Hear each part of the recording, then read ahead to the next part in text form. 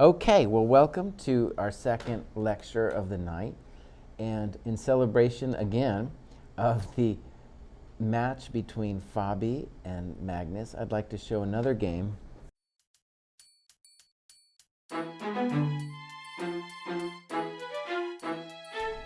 Which I think again highlights some of the struggles that Fabi has to go through in order to beat Magnus. So Fabi is also white in this game. And as in our last game, Magnus plays, well, a controversial move, f5. Right? And so again, you know, one thing we're going to be looking for in this match is what openings Magnus is going to throw at Fabi. Is he going to try to play more mainline stuff where Fabi, I think, is the best prepared player in the world? Now, other people don't believe that, but I think when I think about somebody's opening preparation, I think Fabi is the absolute best. And we see it here too. He can play d4, e4, he can play anything. He can throw all kinds of things at you. And what he normally does when he's playing people who aren't Magnus, right, is he thinks about which opening he most wants to face, whether he's going to play e4 or d4. And here it's more like, it's very hard to prepare for Magnus. Very hard. Okay, there's a lot of good moves here for white, but Fabi plays the traditional g3. Okay? And probably at this point had no idea what kind of Dutch Magnus was going to play. But Magnus now opts for the Stonewall.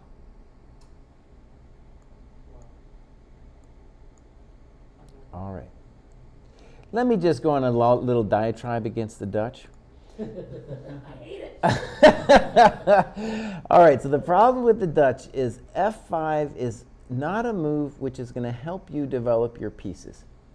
d4, e4, knight f3, those are all going to help you develop your pieces. f5 does not do that.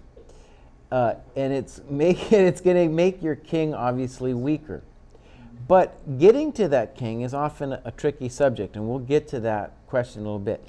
If you want to make a claim, though, that the move f5 is reasonable, I think you have to say, well, my rook is one day going to land on f8, and then it's going to be a good move, right? I think that's got to be your mindset once you go crazy and play f5.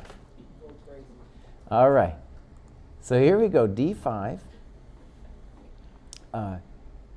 castles, bishop d6, b3, queen e7.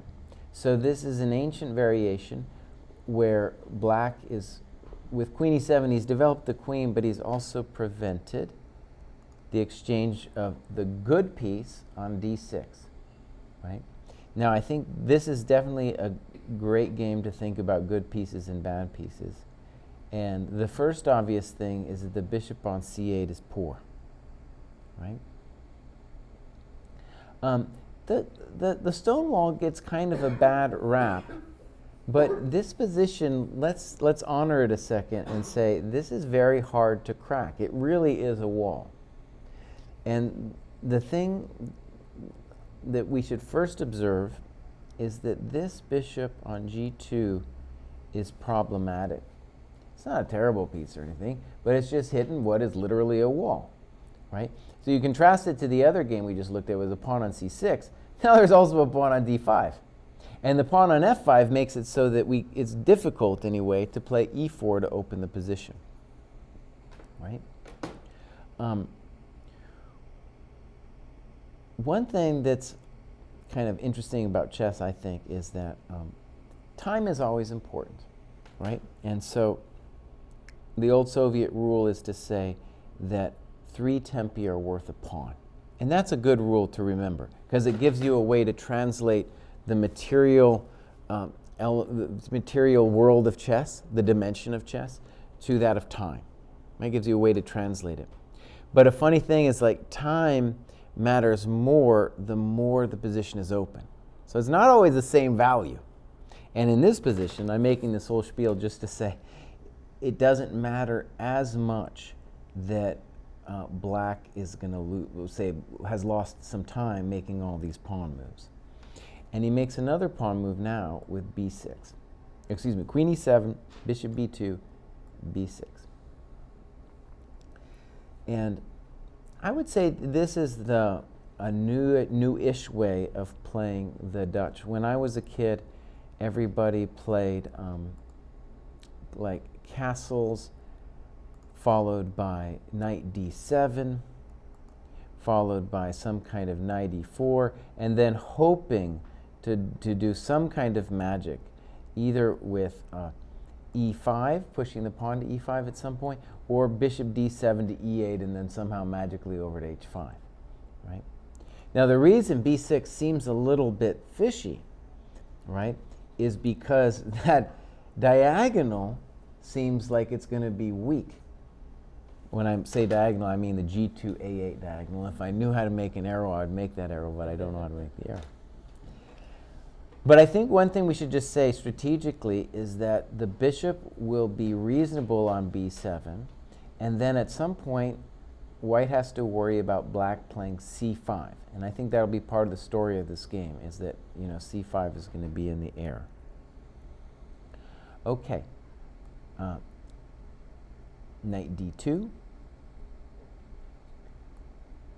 bishop b7, knight e5, castles. Now let's talk about it. The bishop on b2 is working well by supporting the knight on e5. And this is basically a system that was invented a long time ago to try to get something out of the stone wall. And the knight is so annoying, and the idea is that if you ever take it, my bishop on b2 will gain in strength. It'll gain in scope. And there's a lot of classic games where, you know, bishop e5 happens, d e5, and then some kind of, you know, white works to push even the e-pawn to open up the bishop on b2. So this is like an old tried and true method of making some sense of the position. Because as you see, it's not easy for white to break through at all. Okay, rook c1. I'm sure there was other moves that Fabi could have played. Queen c2, e3, all these things were possible. And one beautiful thing about the next couple moves is it's here that both players are going to develop their strategic sense of what's going on in the position, right? And when I was a kid, it was basically the whole reason you might want to play the Dutch is that you did things like knight e4, and then maybe you dreamed of g5, f4, or something. You wanted to come at the king, right? But there's a lot of flexibility the way Magnus is playing this here, and he does, I think, a nice plan. He plays a5. And the point is to say, you put your rook on c1, so now I'm going to make you think about a4 at some point. I don't have to play it right away, but I'm going to make you think about a4. And I'm going to say also that I'm gaining some interesting space on the queen side. So let's do two more moves and think about the position. e3, knight a6. All right. I am sure everyone in this room has had positions that feel like this, right? And by that I just mean like there's a lot of stuff going on and it's very hard to get a grip on how to play the position. The best advice I have is that you should begin by just kind of doing a basic evaluation of the strength of the pieces, right? And we know that the bishop on g2 is hitting a wall. We know that the bishop on d6 is his best piece. Our knight on e5 is working, our bishop on b2 is working. And then we notice, oh, it's the knight on d2 is a little funny, right? One thing I think we should see, though, is we should ask, like, well, what is black maybe intending? And that's where it gets really tricky because, honestly, black has a lot of things I think he could think about. The biggest one is, at some point, to simply play c5. But we also have to worry about a4, maybe even b5.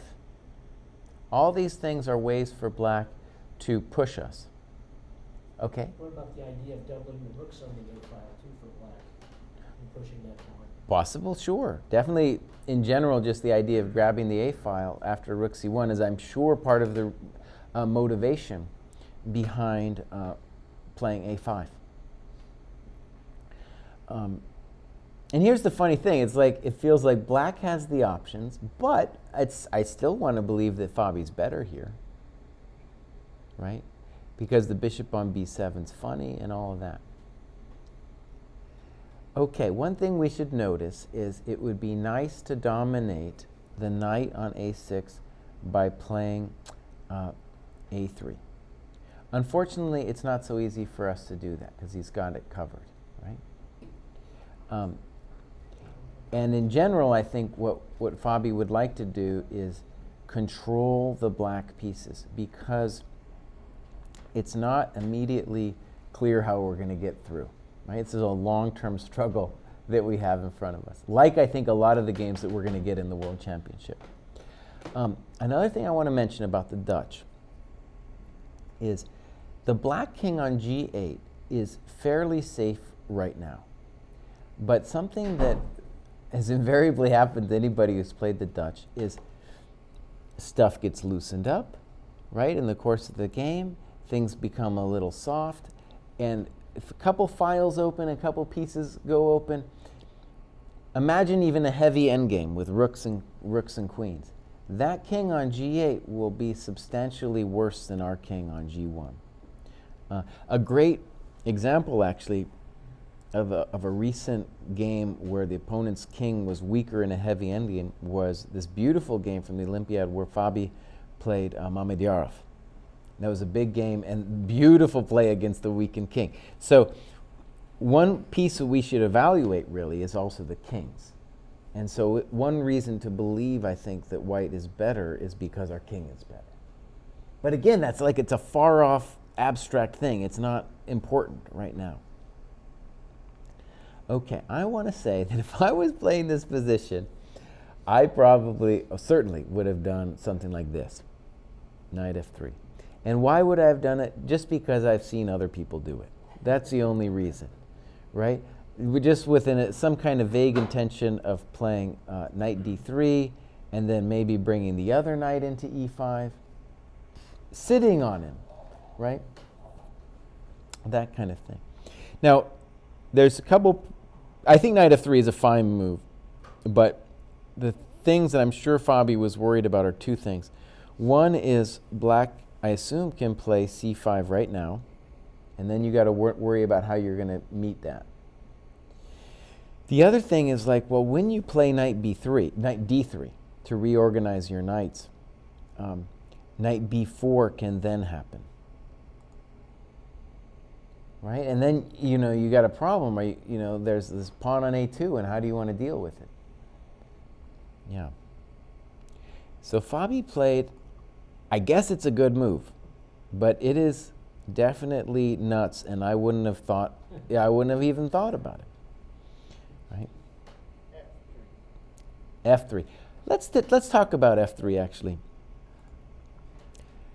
When I used to play a lot of, this is in the pre-computer age, I used to play a lot of games, both blitz and otherwise, against Grandmaster Dmitry Gurevich, and he loved to play this Dutch kind of thing against me.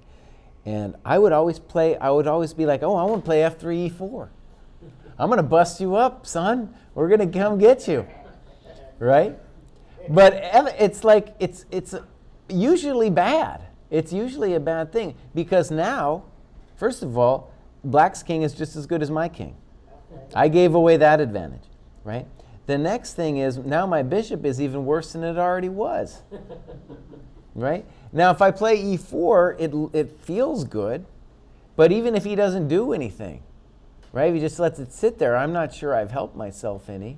Like, none of my pieces got better, right? Now, I'm sure there's certain positions that will want to do it. I'm just saying it's a bad instinct. It's a bad instinct, yeah. And that took me forever to learn, because that guy beat me again and again. And every time, F3, E4, I'm going to come get you. I'm going to come get you. You know, no. You gotta try to pull it back. Pull it back.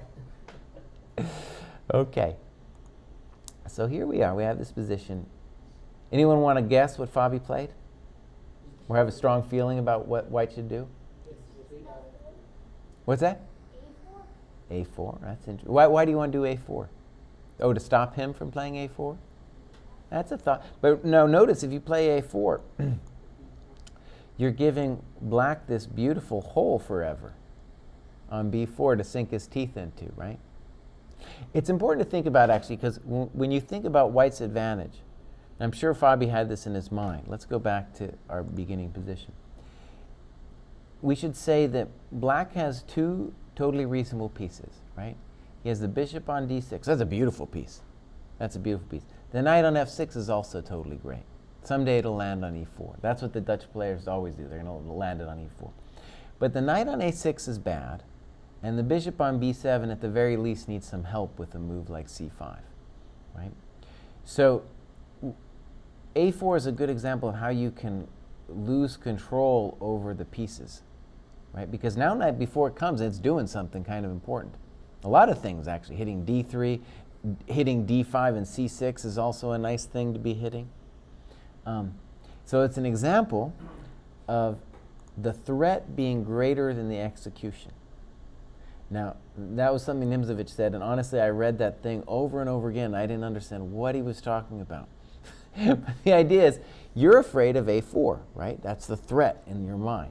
And so in order to face that threat or do away with it, you play A4, and then that's an example of the threat was greater than the execution, right? Because A4 itself wouldn't have been nearly as cool as getting the B4 square like this.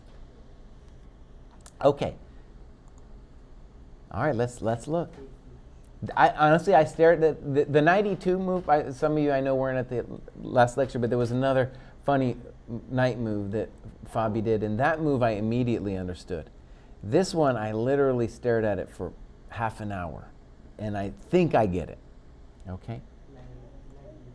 Knight B1.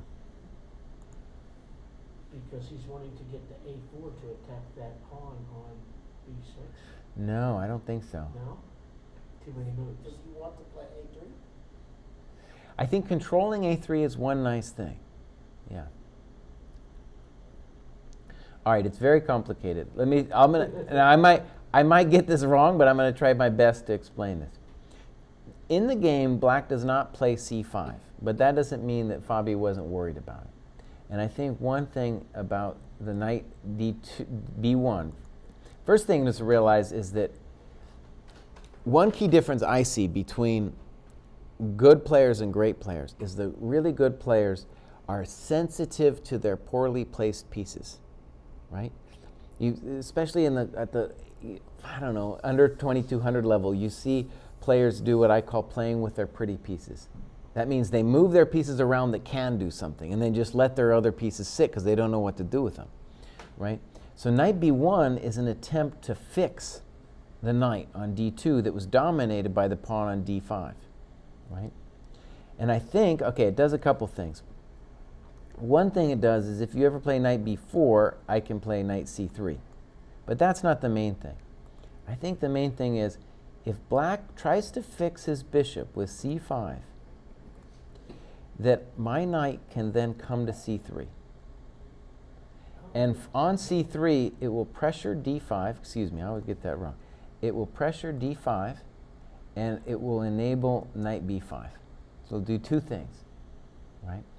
And I think in general, C5 is the plan that Magnus was playing for, right? So knight B1 is a funny move, but in a way, one way to talk about it even would be to say, by making C5 at least a little bit disagreeable, I'm either getting the knight to C3 will be strong after C5, because notice it's not strong now. If you go to C6, it's dominated by the pawn on C6. So if he doesn't play C5, the logic could be, well, then the bishop on B7 remains bad. Because the bishop B7's only hope, right, is to play C5. And if he goes to C5, then the knight can land on B5 and attack the dark squared bishop? That he has that option, and remember also the option of hitting D5, because the D5 point will also be weak once you play C5. Right? And then we're aiming for some thing where I want to explode the position and say your king's worse. Yeah. Now that's deep chess. I was gonna say That's really deep chess. yeah. All right, there are a number of things that Magnus could have played here. And his next move, like in the same way that knight b1 shocked me, his next move shocked me as well. And I'm not sure, while I think that knight b1 is in fact a genius move, I'm not sure Magnus's next move is a genius move, but it's definitely interesting. King and chain. He has a lot of different moves. Knight c7 is definitely a move. I think b5 is actually kind of interesting. Maybe he can get away with a4. Let me show you what he did. He committed a crime and traded off his best piece. This is a crime. This is a crime. Yeah, this is a chess crime. Well, that's the thing. So this is the thing we're going to be watching for, is when he commits his crimes, are we going to be able to arrest him? Right? Okay, so let's think about it. The knight on e4 was going to go there probably anyway. But the dream is that, I guess, that we're aiming for a move like a4, and that in particular our knights, when I say our, I mean the black knights, will be able to target weaknesses in the white position.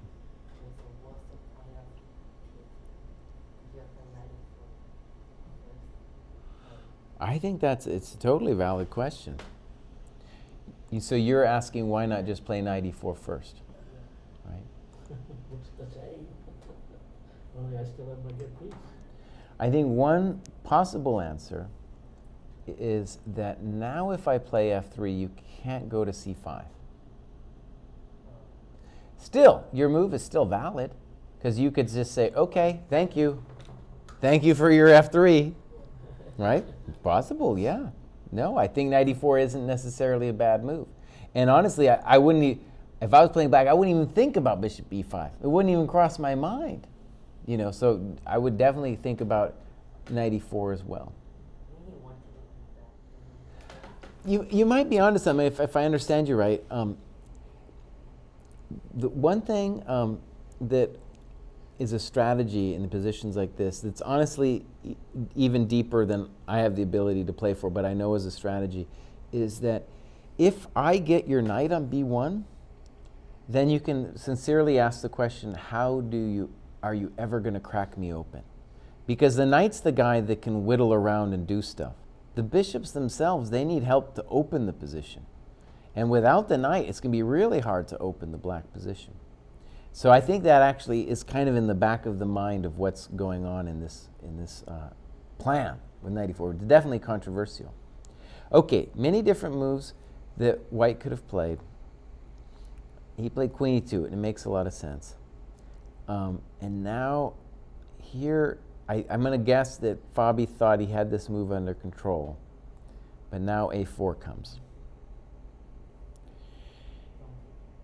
Don't take it. No, you don't want it. Taking would be a bad move, right? Then the knight comes to c5 and everything starts falling. But here I feel like Fabi capitulates. And what I mean by that is to say he convinces himself that he no longer can play for an advantage and that he feels like he's been outplayed, which is weird because the guy just did all this crazy stuff, right? The move he played, and this is what I mean by capitulation, is knight c3, which is a natural move, but it gives black two beautiful options, both of which seem fine to me, right? The one I would play, actually, if I was black, I'm sure of it, is I would play a3. And then I could have b4 for life. Maybe it's still roughly equal, but I just feel pretty good about having my pawn on a3. So is black going to open up on either the f or the d file for his rooks? Is that what he's shooting for? You mean after a3? No, I mean... Oh, you mean what he actually did? White trades the knights. Then he gets an open file. We're going to come to that. Yeah. It's actually really, this is one of the other really interesting things that happens. So here's a moment, I guess I would say, is that when Fabi plays knight c3, we're going to get moments like this in the match too. It's essentially a moment where Fabi is saying, okay, now I'm saying the position's about equal after knight c3, and I'm just kind of holding equality. Arguably, I'm playing for a draw, but I'm no longer, playing for a win. The move to play for a win, I guess, would have been bishop a3. And it gets pretty hairy, though, and you would have to be ready. The idea is this, that you force c5, and then say, oh, that was the square your knight wanted to go to, and then play f3. Knight g5. And I'm not exactly sure what to think of this position, but the argument is that the knight on g5 is out of play. And that if you ever play knight f7, right, let's just for kicks say knight d2, I'm not saying that's the best move, but if you play knight f7, then something like f4 is going to happen. And then your knight is truly a little bit problematic, right? So, in any case, I think that was Fabi's attempt. And it's actually interesting to think about the move f3 because it kind of, actually this may be psychologically interesting because there's another point in the game where he doesn't want to play f3. And bishop a3, the only way that move makes any sense is to say, oh, I'm playing f3 next. Because Carlsen would love to play c5 to open up the bishop. Thank you very much. It feels like a tempo. Okay, so this is what happens. Knight c3. Does he take it? Yes, he takes it. He takes it. That rook is going to come down to a2. At the very least, it's active, and the rook on c1 is not active, right? Queen b4. And now we're going to see that Fabi needs to take the knight on e4. And why is that? Because if you play queen c2, knight c5 is coming, and we're already in a little bit of grief, right? Okay, so queen b4 takes. Now I think you asked the question about which way do you intend? And here's another funny thing. When I was a kid, the Stonewall people, they always took that way. They were like, well, that's my rook, friend, and it's hitting your f2 pawn. Hello. It's a very interesting moment. So it's instructive, too, because when we think about that bishop on g2, one of the nice things that Magnus does here is he says, I'm going to take with the d pawn. And let's ask ourselves, well, that's weird.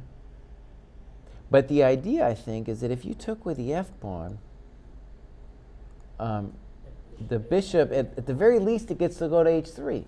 And then you have to do something to babysit the pawn, right? So the bishop then at least has a job of some kind, right? And so DE4 is all about making the pieces bad. And I'll say this just from my own personal experience, both teaching and playing, is that I wish someone had told me earlier in my life that the pawns are just there, that pawns aren't actually people. They think they're people, but they're not actually people. And they're more like the scenery around which your actual people move and conduct their business, right? But the pawns themselves are not. Forget the pawns, right? Don't think about pawn structures. If you're going to think about pawn structures, think about it in terms of like which pieces work well in which structures. But don't just think about it like, oh, this is a good structure and that's a bad structure, because that messed with my head. I read some book when I was a kid talking about good pawn structures, and no, it depends on the pieces. It depends where the pieces are. The pawns, no, don't talk to me about the pawns. So did you not study pawn skeletons by themselves? Well, right, that set me back years. Yeah, I don't want to hear about pawn skeletons. I want to hear about where the pieces are in the skeleton. Right? Okay. So now we get a pretty forcing line here that I'm sure both of them saw. And this is one of the things, actually, by the way, that separates the really strong from people like me, where I almost guarantee it, when he played d takes e4, Magnus saw a good 7 moves out here. Okay, so here we go. Queen c2, knight c5, bishop c3, queen b3, takes, knight takes, rook b1, knight c5, rook b6, knight a4, Oh, rook b7, knight c3. deep. Yeah, he definitely saw that on move 18, and we're at move 24 now. Okay, so complete transformation of the position. It's interesting, when you look at it from here, you have to ask yourself, well, how do I feel about this? Do I think this is good for me as black? Do I think it's good for white? It's all kind of out there as a question. On the surface, I can imagine Fabi saying something like, well, yes, my bishop is bad, but at least my rook, let's say that my rook is up a tempo, right? In the sense that it's active, it's a good rook. That knight's kind of a pain, though. Yeah, it's a good knight, absolutely. Absolutely. A good thing about this knight, right, is that he's doing a lot, and He can't really be dislodged. no, it's hard anyway to dislodge him. And a good quote that I like a lot is that knights are really good at exploiting local weaknesses. And what that means is that the bishop is a runner, and it does a lot of things. It probably is a better piece. When you get into an open board, the bishop will just control more than a knight ever can. It can control 11, 12 squares. The knight, at the most he's got is 8. But the knight does both colors. And that's an important thing in a position like this. The knight can really bounce around and do all kinds of things, whether it's the f2 pawn or the f3 square, right? It can do more than one thing, and that's what makes it so powerful, especially in combination with a rook. All right, now, this next move, let's say 2 moves. I'm very critical of what Fabi did. And this is an example of where you forget about your pawns. All right? Any idea of what you think white should play? F3. Yeah. We don't care about our double pawns on e3 and e5. Get the thing open. That man needs some freedom. He needs to do something. Right? Yeah. I think after f3, I don't know, it's roughly equal. It's hard to say who's better, that kind of thing. But if you do not play f3, well, then I'm worried. Yeah. So what Fabi does, his first move is not, his first plan anyway, is I don't think terrible. He says, let's play rook e7, and this will kind of force rook e8, and I'll undevelop your rook on a8, right? I've undeveloped it. What should you play now, though? You better play f3. You better play f3. He plays rook a1, and now rook d8 happens. I still think you better play f3, but it's starting to get a little hokey. In fact, f3 already, I'm not sure I believe in it anymore because of things like rook d3. Right? So already it's getting a little dangerous. It's still not over. Okay, but here it's starting to get weird. Bishop f1. Very simple move by Magnus now. c5. Oh. Stuffs that bishop in there forever. Right, the bishop is stuffed. And it's funny thing about these kinds of positions, right, is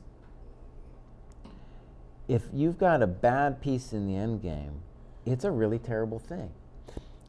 Here's an example of the way I think it's important to not consider pawns people, even though that sounds terrible, right? Is that when you look at a position like this, I think it's very helpful to forget about the pawns a little bit and say, there's really 3 actors. We got a king, a rook, and a knight. It's 3 against 3, right? And white has one bad piece with the bishop on f1. Now, what I guys want you to also see is the king on g1 is also not the greatest guy. He's also in a little bit of a cage. And one thing I really think helped my chess, and I think will help anybody's chess, is that when you think about these positions where you have a bad piece, it will help you play other phases of the game much better. And what I mean by that is, a lot of times when I see beginning level players, I see them not feel the urgency of their bad pieces. And in the opening, it's not as big of a deal because there's like 8 guys. There's 8 guys on the court at the beginning of the game, right? So if you have 1 in 8 who's bad, it's not that bad of a ratio. But if you've got here 1 out of 3, it's going to feel in just a little bit almost as if black's up a piece, right? So again, that's just my own personal thing, I guess, that endgames taught me. It's not the endgame. Learning the endgame isn't just about, learning some algorithm to do the bishop and knight mate or some other fancy positions. Those are important, but what you really get from good endgame players are positions like this, where you're focused on the activity of the pieces, because that's what it's going to come down to in a position like this. Okay, now here I guess is where Fabi kind of loses his mind. It's hard to control the knight. The knight is going to hop all around, and it's hard to contain him because your bishop's bad. You're kind of playing down a piece, but there's no reason we should really lose this position. Fabi plays rook a3, and there's going to be definite trouble after rook a3.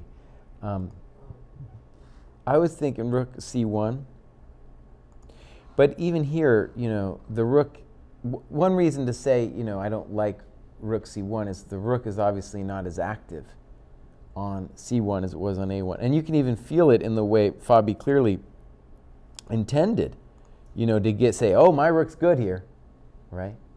So you can feel that in that decision to play rook a3 instead. You have a question? You could definitely think about rook a5. Let's take a look. So let's say rook d2. You want to take it? Let's try taking it. Knight d1. Go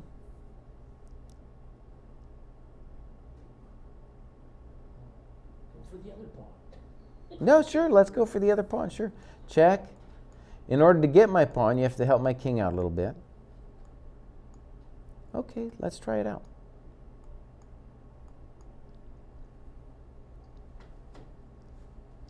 So we're going to get a situation now where you're going to try to run the pawns, and I'm going to try to mate you. No, he's going to try to mate you. That's what he wants here. Rook d6. Okay, that's a good move. Let's say rook c2. Okay, now I am going to play rook to c1. No, the knight's hanging. The knight's hanging on f2, right? Yeah. I think, though, we're just going to go back. Our king does things. Okay. Knight g4. Oh, I thought I would check with the knight. But the knight, that's covered. Yeah, that's covered. I'm going to shout out. Yeah, it's a bummer here. c6, all right. Now either rook c1, knight h2, or knight e3. They all look pretty good.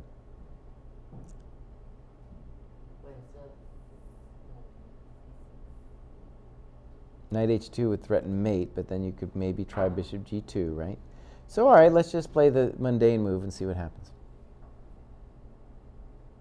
I guess rook c1 is the threat. c7? Well, I can take it, right?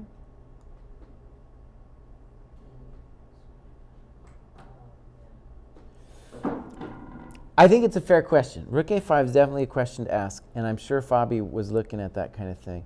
But the thing to realize with that knight and the rook is it's not just that they're going to grab pawns. They want to mate you and steal your bishop. Right? Let's take a look. Rook a3, knight b1, rook a1, knight d2. And Fabi must have said, okay, bishop e2, I'm okay. I got it covered. Everybody can imagine feeling you got it covered here, right? Yeah, rook b8. Check it out. So the last several moves Black has been playing with the intention of having the bishop on e2 be bad. And so the next move is aesthetically beautiful and strategically pleasing. Here we go. Knight f3. And so here's the problem for white. If you take it, now we're going to make a totally different claim. We're going to say your king is bad. Yeah, we're going to say the king is bad. And because the king is bad, well, now the rook is going to come in and start doing things. Or you play king g2 and then take the pawn on e5. You lose the pawn. Both are unpleasant. In hindsight, maybe Fabi should have let him take the pawn on e5.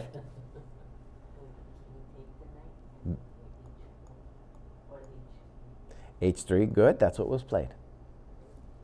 h5.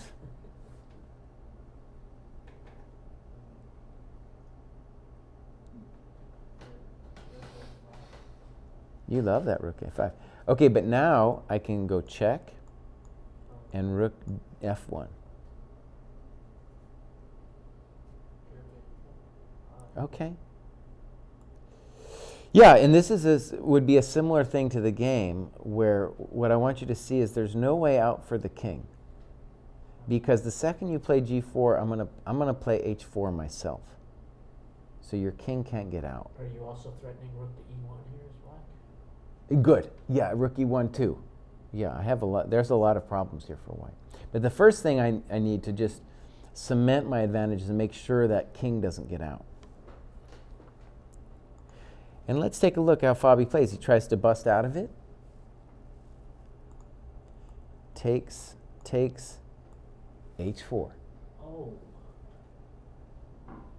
And this is truly where Magnus is evil.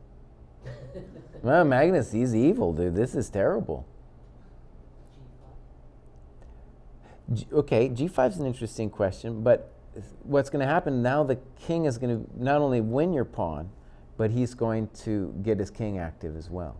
And bring the rook over to the h file, maybe. Sure, king f7 would have been a similar thing.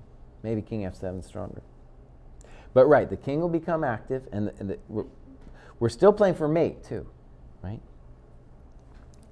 It's a reasonable question though, g5, because you're right, if black plays g5, then we're in the box, right? Fabi comes up with a pretty cool idea. King h2, rook d2, king h3, g5, and he plays a great, let's call it a trick, with e4. I'll give you guys a second. What evil trick is Fabi planning? Okay? So he's going to keep checking. Very good. And if he takes Howdy. it, So let's show the variation. What's your name? Say it again. Addie? Yeah, let's look at the variation that Addie proposes. This is beautiful. That's why he beat me 3 weeks ago. And then look at this. Oh, that's painful. Ouch. It shows a level of resourcefulness, right? I mean, you got nothing else in this position. Unfortunately, Magnus now just goes back.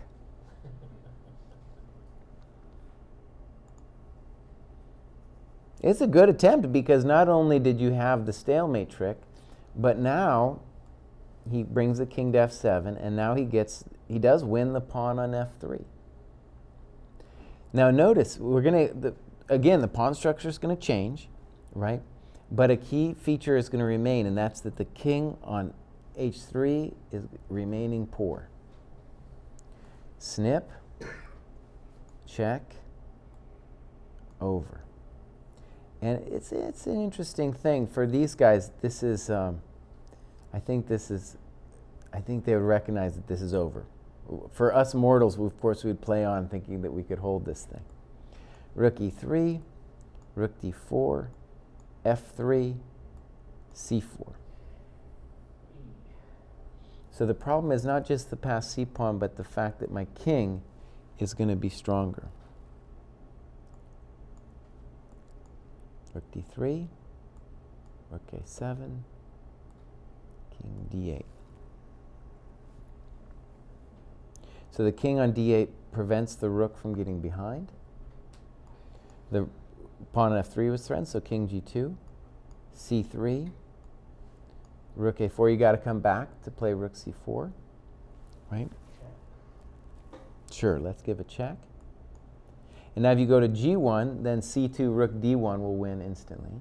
So you got to go back to your miserable hole on H3, Get back to your hole. C2, Rook C4, and now we're just going to wait because you can't do anything. Rook C5, Rook F2. Fabi plays F4. Now it's desperation. Rook F3, snip. And he resigned. Yeah, now he's got two pass pawns. Right, now it's going to be two pass pawns.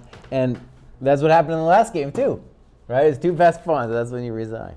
I think, you know, to me, I'm a huge Fabi fan, but I think what these games showed, actually, to me, were a lot of Fabi's brilliance. Moves like knight E2 and knight B1. But it also showed, I think, you know, how amazing it would be to beat Magnus. And also the kind of positions that he's going to need to outplay him in, right? These positions where Magnus maybe gives him a little, you know, gives him a little to play with, and he has to win with a space advantage, which is so hard to do. Yeah. And one thing I'll say about Fabi that I think is kind of interesting is I think all the players who've grown up, you know, in the last 10 years have all actually been most influenced, more than anybody, by Carlsen himself.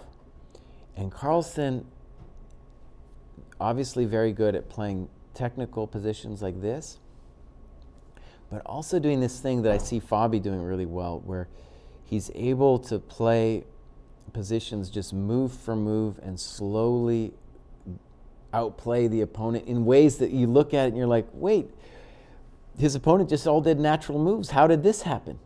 And kind of like this was like, what? How did we go from this position at the beginning to this one? You know, we got here. A4, boom. And knight C3 really is a move which says, okay, I'm white and I'm just holding the balance. Yeah, it's fine. Yeah. And I guess, you know, multiple occasions where Fabi did not play F3.